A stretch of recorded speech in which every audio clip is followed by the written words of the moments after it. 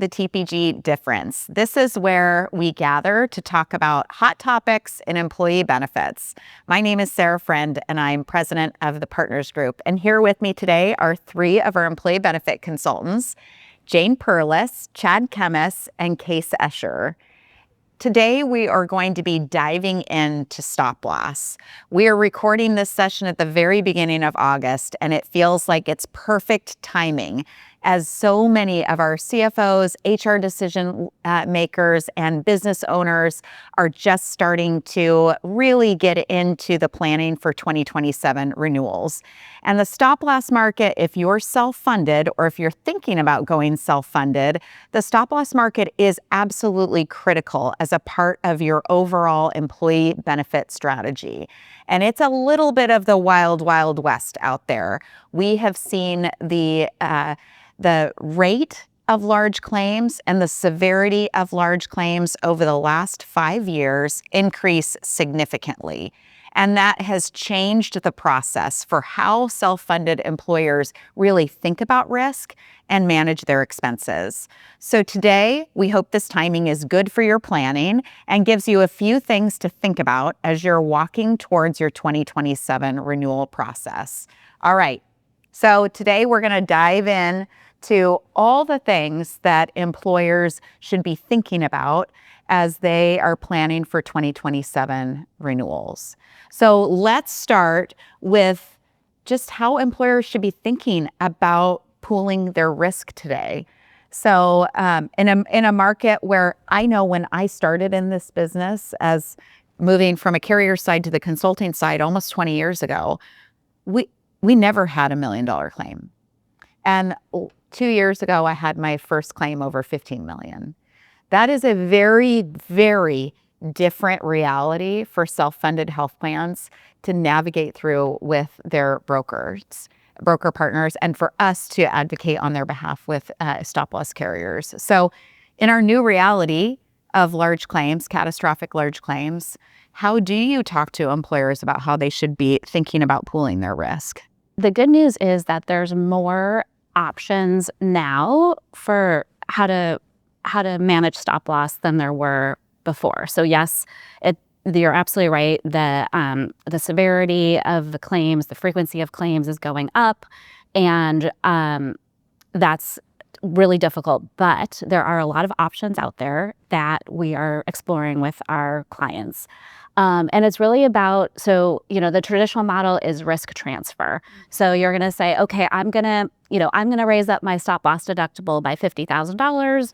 And in exchange for that, I'm going to get a little bit, lower premium. And then it was, aggregating specific deductible was a fancy, extra bell or whistle that you could add in there. And now I think it's, understanding the difference between risk transfer and risk pooling is really important. So how much of that risk do you want to just push off to the stop loss carrier? How much of the risk do you want to maybe join with other employers and pool together to share in that risk? And if so, what does that pool look like? And then how much of that risk do you just want to retain on your own? And can you do that, based on your, the finances of the business?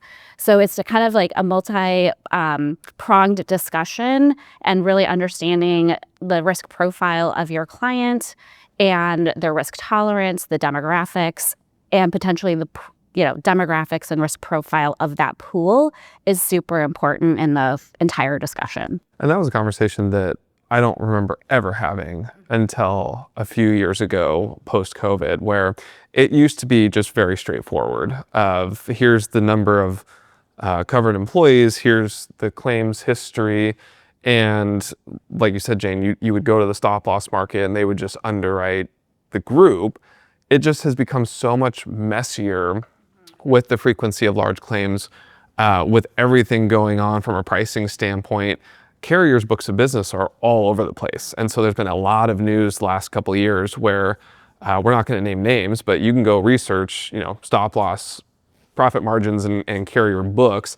And there are some that are underwater or not in good standing. And so that just makes the whole process way more clunky when the stop loss carriers are not just underwriting to a pretty known percent medical loss ratio each and every year.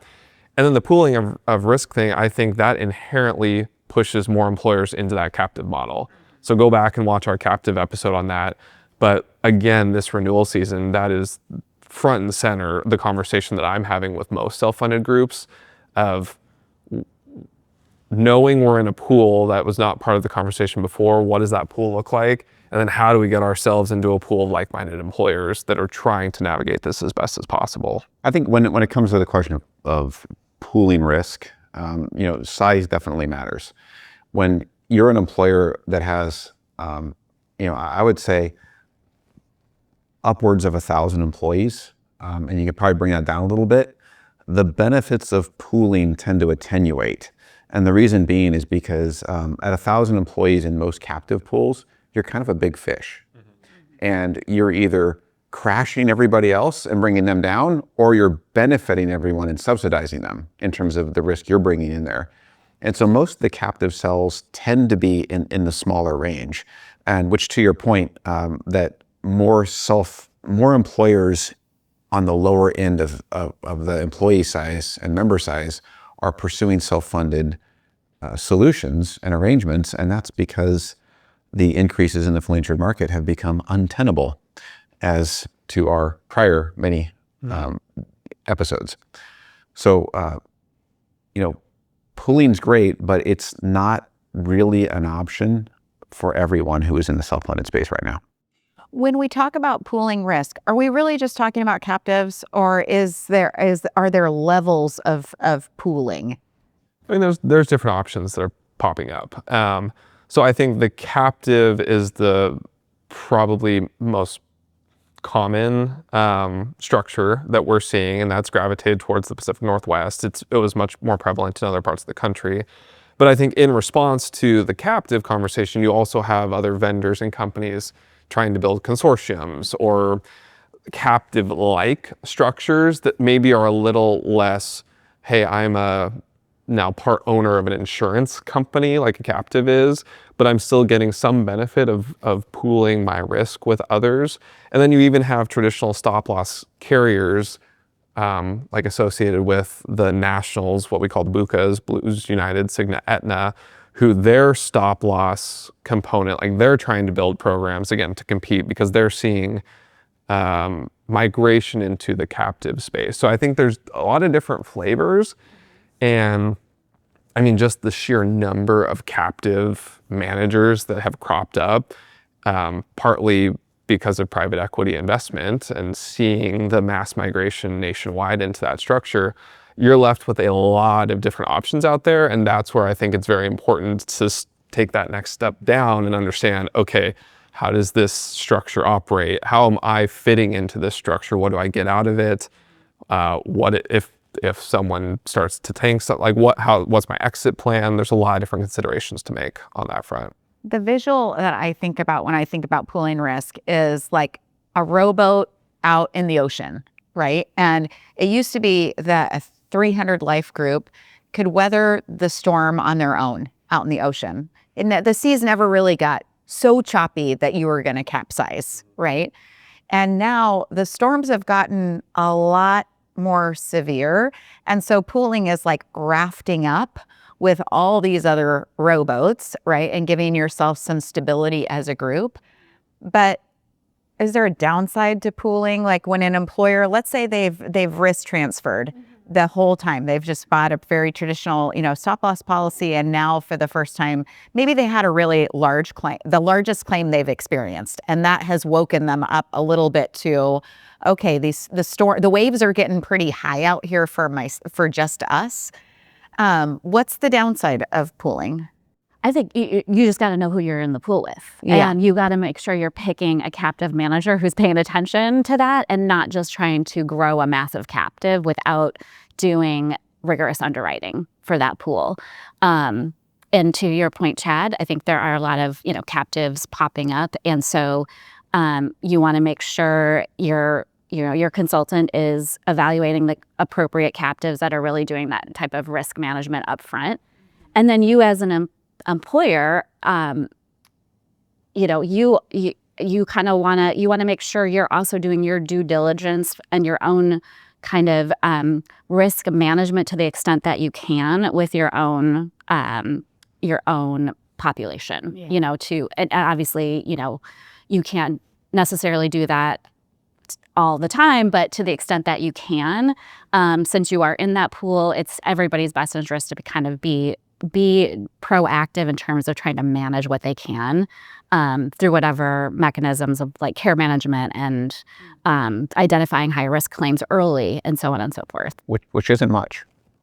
True. Right. I mean, there's so much outside the control. Well, let's talk about that, about like, are employers buying insurance or are they actually managing the risk? Well, this is a personal opinion, a professional opinion, but certainly not an objective fact. And Thank you for the disclaimer. no problem. The conviction and confidence with which I say things, I don't want anybody to get confused.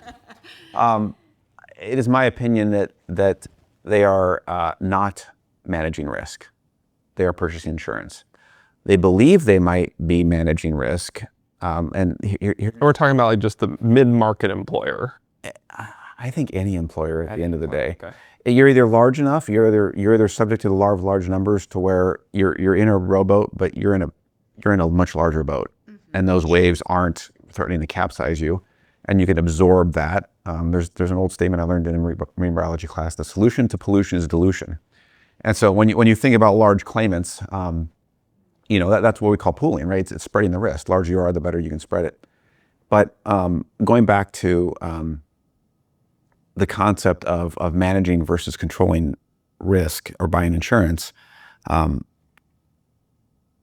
you can't effectively manage the risk, because managing the risk would be in the most pure form would be going back before the ACA, and you could selectively pick and choose who you hire and therefore let on the plan based on health risk. That's the way the individual market used to work, right? And if you sneezed last week, you couldn't get coverage. I don't disagree with you, but I would counter that by saying, if you go to your stop loss carrier just like, it is what it is, like these are the claims, and you cannot demonstrate any attempt to show that you are doing something to, whether that's, trying to manage some of the, diabetics on the plan, or, whatever. And again, I totally agree with you, Case. There's not much that you can do, but an attempt at something to try to control the cost is helpful when you're either in a captive or on your own and negotiating stop loss. True. That's absolutely true. And so, yeah, my sentiment comes from the standpoint of you've got a responsible SPD in place that has basic controls. It's not just, okay, anything goes and it's all wide open. So yeah, there are the basic controls you would get. They're commodity, right? You look at any self-funded group who's with any traditional carrier or TPA, and those are going to be in place. Like the Medicare secondary, if you have dialysis or you get renal failure beyond a certain point, and certain exclusions. But yeah, I agree. There are basic controls that you want to have in place versus just being stupid, and not putting any of those in. But at the end of the day, like I can give examples. We don't have the time now of just, I've seen it over and over and over again. You've got an employer who's doing everything right, and then that next hire 6 months later, either the employee has a condition they didn't know about, or they have a dependent that comes on the plan, and all of a sudden there's this high cost drug, and you're looking at a laser on the renewal, and it's maybe a $15 million claimant. It broke that group at the end of the day. And there's only so much you can do too, because you can have all the programs in place. You can't force people. You can bring people to the trough. You cannot force them to drink. Exactly. And so I've seen it multiple times where you've got very conscientious employers who have purchased the programs or investing in those care management programs, and you still have those folks who just refuse to engage. And so that is a challenge. So I think that the purchase of stop loss, kind of going back to your question, Sarah, around are you managing risk or are you purchasing insurance? Like, this has become a contact sport where it used to be, like you said, an afterthought. It was, we're going to go self-funded, we're going to underwrite the claims. And here are these things we may or may not try and do to control costs, and then, oh, we'll just go place the stop loss wherever. That is now becoming a forefront conversation, right? So you had a situation a couple of years ago with that $15 million claim, like no one can plan for that. And so that's about having good partnerships in place. But there's been enough collectively here at TPG of odd things popping up, contractual terms. Insurance carriers are not nonprofits. They are in the business to make money. And so we are seeing more and more hardline stances on contract language and trying to find opportunities to push that risk back onto employers. And so this cannot be, oh, we'll just go place the stop loss with wherever. That's a big concern I have, again, as more and more captive managers pop up and more options pop up in the stop loss market, that you have people just trying to place coverage at the lowest net cost. And they are not looking through that contract and understanding where are their holes, where are their gaps, and hopefully AI helps improve that. But there are employers that we know of that are coming to us now saying, boy, we wish you would have helped us through this process. Meaning that clients who are with other brokers are stuck in a situation that they can't get out of. They were put in self-funded. Again, it was not malaligned to move themselves. It's the right concept. It's a good structure. Wrong contract. But it does open up more opportunities for things to go sideways because it's not just set it and forget it. Yeah. And so you right TPA, right stop loss carrier, right contract terms, right provisions, all super important, not just that price tag. I want to add one more thing to the conversation because we framed it as, are they actually buying insurance or are they managing risk? And in my mind, stop loss is really about defining risk. So what is the distinction there? Well, managing risk implies that you can actually do something about it, right? And if we're talking about, say, the commercial insurance, we're talking about workers' compensation. Yeah, I mean, you have training programs. You do these things to prevent incidents and accidents. That is managing risk. When it comes to buying insurance, I think of that like auto insurance. It's like it's insurance you hope you never use, like house insurance. It's truly catastrophic. But when it comes to stop loss, what I mean by defining risk is it's basically taking the risk that you might have and carving it up between what is my risk, what is stop loss carrier's risk, and understanding what the probabilities are and how much worst case scenario you're on the hook for. Mm-hmm. And defining that is what's important. That's what stop loss helps do. Because every stop loss contract, if you have aggregate coverage, comes with a maximum liability provision, which essentially says, worst case scenario, this is how much you're on the hook for. And some employers actually, that's what they budget. That's what they set aside, especially on the smaller end. So I think stop loss really is part buying insurance. It isn't really managing risk, it's defining risk for the employer and the CFO. Well, I think your point about defining risk is remembering, like, with stop loss, you can feel pretty confident you can understand and define your risk in the contract year you're buying insurance for. You really need to make sure you understand, in a worst case scenario, what are your rights for insurance the next year? Because that's ultimately where you can become uninsurable with a bad contract, right? And there's all sorts, to your point, around you have to read every word of that contract to really understand and define the employer's risks so that you absolutely understand what rights does that stop loss carrier have to change rates, change, your guarantee of renewability the next year, introduce lasers, midterm changes. What are all the ways that the rate you're putting on a spreadsheet is guaranteed the rate or could change based on an unexpected claim? And I think we all used to feel really confident in the plans, 5 years ago. And now it is looking very closely for the loopholes. It could not just be an unexpected claim, but perhaps the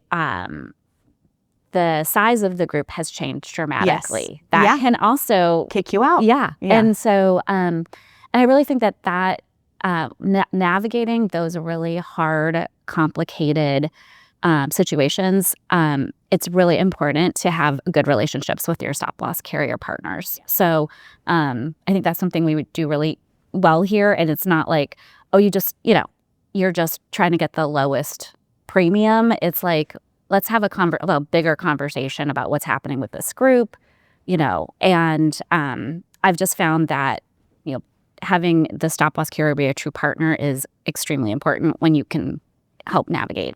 Well, it's also super important that we have an entire consulting division that we tap into just for stop loss coverage at this point, right? Yeah. I mean, again, 10 years ago, that was a bit of a foreign concept. And unless you were a very, very small little agency and you just didn't have any sort of resources, you worked with a general agent or a GA.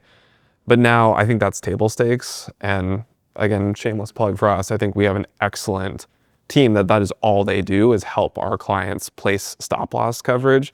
I mean, we are all, I like to think, pretty smart up here on the panel, but there's no way we could know everything about the market and all of the claims risks and go deep into every single contract. So we rely heavily on them, and they are exceptional and benchmark and give recommendations and all of that. So it's necessary to have those partners. Well, let's shift. And for our last question, as we wrap up stop loss, talk to me a little bit about, okay, pretend you're sitting in front of a decision maker, CFO, business owner, HR leader. What should they be thinking about as they walk towards the 2027 renewal when it comes to stop loss? Stop loss may be the last thing on their mind. If they've had a major claim, maybe it's the first thing on their mind. What would you say to them? I would tell them, if you don't have terminal liability coverage, you should think about getting it. And that is something that was very rarely invoked prior to 2020 for the most part. It was something that you just had, okay, acquisition or something, companies winding down, you might decide to purchase it if you know it in advance. But these days, there have been a number of situations where the employer had to go to a different arrangement of some sort. And that different arrangement might look, well, it's not going to go fully insured because no carrier is going to quote it. But you might go ICRA or some other event. And having terminal liability is an important provision that you can't tack on mid-year, at least not often, right? So you have to decide that up front at the beginning of the plan year. And it comes with a price. It does. It could be worth it. It comes at a cost. Exactly. I mean, you're buying insurance at that Right. point. It's your right? insurance of your exit strategy. Exactly. And so contrary to what it sounds like, well, it covers all the cost of exiting the plan. It really doesn't do that because you still have the run out and everything else. What it does is it extends the stop loss contract an extra 3 months usually, so that any large claimants that have already breached the stop loss deductible or that breach the stop loss deductible in that run out period are also covered under the same stop loss terms as what was in effect that year you bought the policy. So it's an important provision that I think gets very little visibility and talk at the renewal discussion, and that's what I would advise. Okay. Case says terminal liability. What do you say, Chad? Yeah, I mean, that leads into probably what I would say is just taking a more critical look at your individual stop loss level and the way in which your stop loss crediting function works. Because I think that's super critical for the finance and accounting function. We just had a call a couple of weeks ago with a client who weren't super clear on how the deductible crediting happened on their specific stop loss credit coverage. And so there's different terminologies around advanced funding or monthly accommodation. And there's a lot of different nuances that, again, they used to be glossed over, and you can't gloss over that anymore. And so I think the terminal liability is a contract provision that probably doesn't get talked about enough, because understandably, when we're advising a client to move self-funded, you're doing that on a multi-year time frame. So this is a structural change in how you finance healthcare. You should not dip your toe into it and then look to exit. But unforeseen circumstances pop up. And so that is an important piece to communicate. And I would say, just as an executive leadership team, you need to have dialogue about this and about what level of deductible you're comfortable with. How does that impact cash flow? What does that look like month over month? Those just become such critical conversations now when the dollars are bigger, and companies need to take more risk because they're being priced out of low stop loss deductible levels. So Yeah, I would say, the market has changed so much. It used to be that in our projections for the coming year, we just put in a flat 25% increase as a very conservative placeholder. Yeah. and I'm feeling like we might need to adjust that at some point. So I think it's important to have the discussion about, really what's happening with the market. Why is it hardening? Why is your initial stop loss premium is what it is? It's just one tool in an overall risk financing strategy. So let's talk about, what are there acquisition plans? Are there plans for a reduction in force? Like, all of these things really can make a difference in determining what strategy you pick as it pertains to stop loss and risk transfer or risk pooling. So it just becomes a much bigger conversation than it ever has been before, where it really was just, let's just get the lowest premium and raise our deductible a little bit higher. So I know where all three of us are having these more in-depth conversations about the stop loss as a part of the overall strategy than we ever have before. Well, and it sounds like it is a much broader executive leadership conversation happening with our clients than it was even 5 years ago, right? In terms of the dollars are just exponentially increasing. Yeah. And the risk is significant. And there is so much merger and acquisition activity going on that it is really more of a corporate decision and a business risk decision, and even more so than really the health plan decision. Good timing. We are about ready to have a lot of these conversations. And our employers are in great hands with the three of you and the rest of our team and our stop loss team of experts who really do help us navigate these stormy waters. And I'm excited about the stop loss events that we have coming up in co-hosting some of those. I know we've got our actual stop loss team who are going to be giving an opportunity for clients and businesses in Boise, Seattle, and Portland to come in and really understand more in depth about what's happening in the stop loss market. So it is a really difficult conversation to have. It's a big one. And to your point, Jane, early in the conversation, there's lots of tools to consider. So I feel like the big takeaway is, if you're still looking at stop loss the same way that you did 10 years ago, we should talk. Yes, we should talk. Yes, absolutely. Well, thank you, all three of you. And thank you all. I hope that this is helpful in your process as a self-funded plan, or even if you're fully insured and considering self-funding for the first time. The information in this video is for general informational purposes only and should not be considered legal, financial, insurance, or HR advice. The viewers should consult with a qualified attorney, insurance professional, or HR expert for guidance specific to their situation. The views expressed are those of the speakers and do not necessarily reflect those of their employers or affiliated organizations.